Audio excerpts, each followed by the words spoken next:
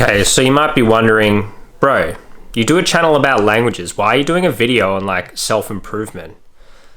That's a great question. I really don't know why. I have no authority to talk about self-improvement. And how does it relate to languages? Well, obviously since learning languages is a mental pursuit, I think these things I'm about to talk to were very important, especially during the isolation in keeping my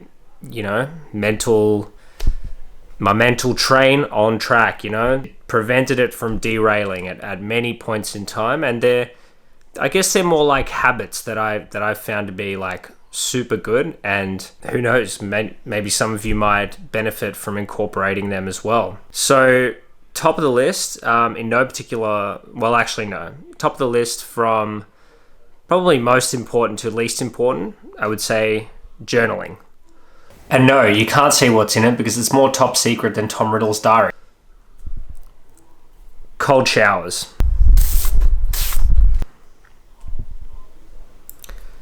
Cutting down my sugar. Playing some sort of musical instrument or having a musical creative outlet. It's all about thinking you're as sick as Dom Dollar, which of course I am not. Reading more widely, and 5 plus 1, I've run out of fingers because my right hand's holding the stick, is listening to podcasts.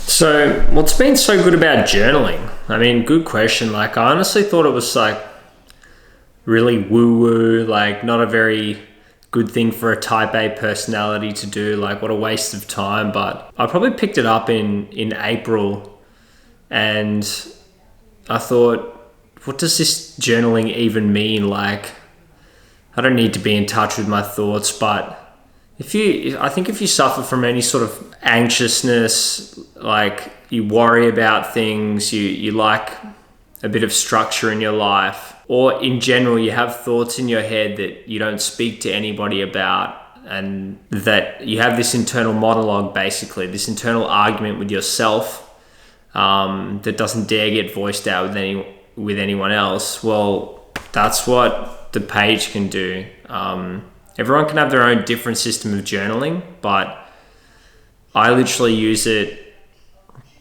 to blurt out what's in my brain, like brain vomit, basically.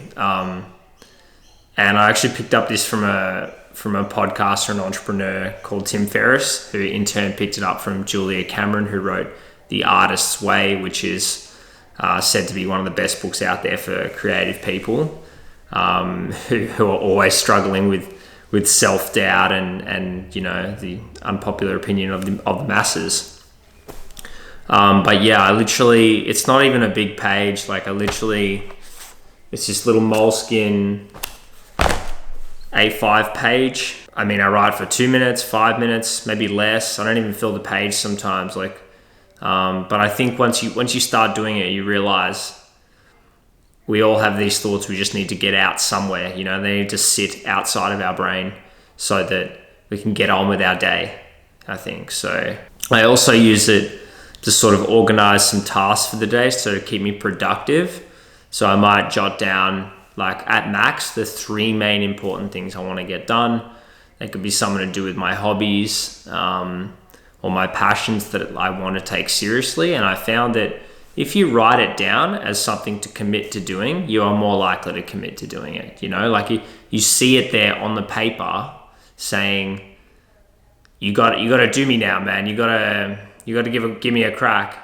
And if you don't do it, you feel bad. Like it's giving you a sense of accountability, right? Like you're just staring at your unfinished work, basically, when you don't see that checked box. So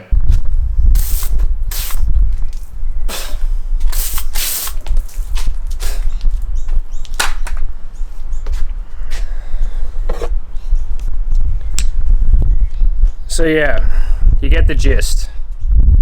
So yeah, I know that wasn't, you're probably thinking, that's not a real cold shower.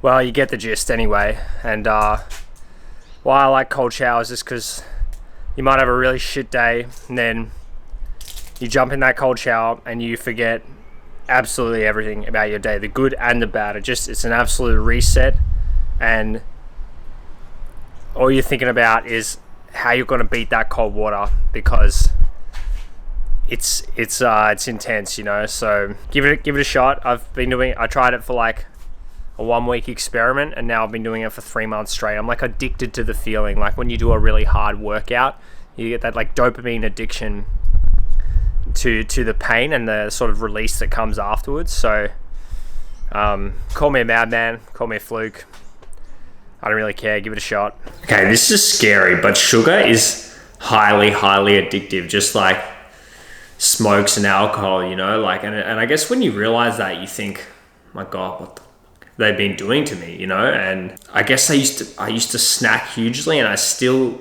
have the urges to snack, but you know, I was probably eating more snacks than meals throughout the day, and like, you know, like little bits of chocolate here, little bits of banana there. When you cut it out, it's horrible at first, you know, like when you start eating like more vegetables and low GI foods like lentils or brown rice, is really hard at the start. You feel as if your stomach's getting full, but you're so unsatisfied, you know. But I found after about 2 weeks, my energy levels had absolutely stabilized throughout the day. I no longer got these cravings, nowhere near as much anyway, and I found myself to get hunger cramps a lot less. Like, you didn't just, you know, when you just like eat, say if you're on a diet of bread, you feel satisfied when you have like a roll, and then all of a sudden 2 hours later you go from feeling fine to like starving in the space of like